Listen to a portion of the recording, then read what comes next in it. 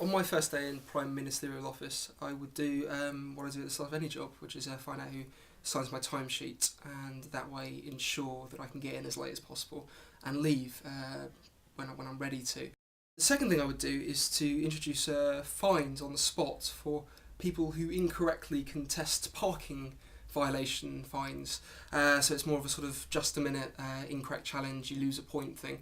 Because I think there are certain situations in which people feel okay about being really quite abusive verbally and physically, and I think we should probably try and stamp that out, to be honest. My next point of order would relate to overpopulation, which is unfortunately an issue I don't think we can continue to ignore for too much longer, and I have a 2-point plan for solving that. The first would be to give condoms out in breakfast cereals, because I think part of the reason for overpopulation is the stigma that one feels when trying to purchase prophylactics.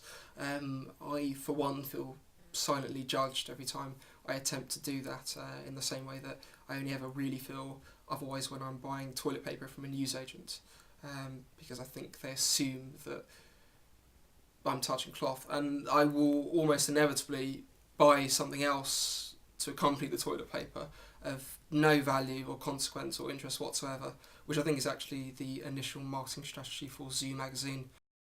And also in relation to overpopulation, I would actually reduce the taxes on cigarettes, because, and this is not coming from a heartless place, but I do think we live in an age where people are aware of the lifestyle choices that they must be making, and if I were a smoker I would probably resent being charged through the arsehole for my inevitable gradual suicide. So I don't think that's really necessary. Once we've ticked the overpopulation box, which I intend to get out of the way by about 11 o'clock on the first morning, I'm going to move on to something a little bit more totalitarian, which has a bad connotation as a word, but I do think often can come from a place of love, but then road to hell, good intentions, so a little bit conflicted on this one. I would, if not ban, actively discourage heterosexual people on Facebook from claiming to be married to people of the same gender, because although they probably don't mean to be hurtful, I do think it makes somewhat of a mockery of 50 years of gay rights activism. And it is quite witless, not very funny. You know who you are. After this, I would probably take some lunch, and then I would hope to reintroduce mandatory second language teaching into schools, which is something I feel quite strongly about, because I think we have an unhealthy attitude in this country towards foreign language, which is sort of fogged by a colonial hangover from the excesses of an era in which, as an empire, we sent people to all corners of the globe and actively refused to learn their languages, lest we imbue them with too much status. So I think in this country people tend to see foreign languages as just something in which you can ask for directions to a swimming pool, but actually it's an index to an entire new world view, which might sound pompous and ridiculous and possibly even ludicrous.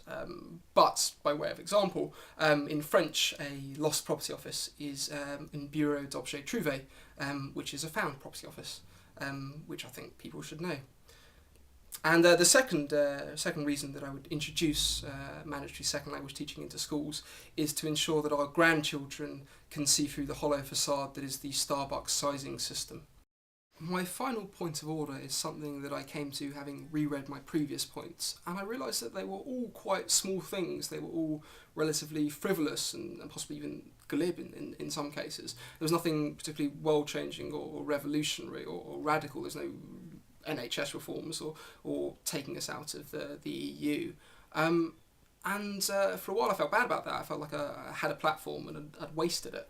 But actually, then I came to the realisation that politics is at its worst when it's intangibles and impenetrables, and actually it should be the things that we notice, the things that actually impact on our day-to-day lives, which I think is why the expense scandal went on for quite as long as it did, because it captured the public's imagination in that we don't know what an executive legislative body is. I can't picture one, but I know exactly what a duck pond looks like. So I think for that reason, politics should be in the little things. It's the little things that make the difference, which is why I would bring back hanging baskets in tube stations and train stations, because I think it's lovely.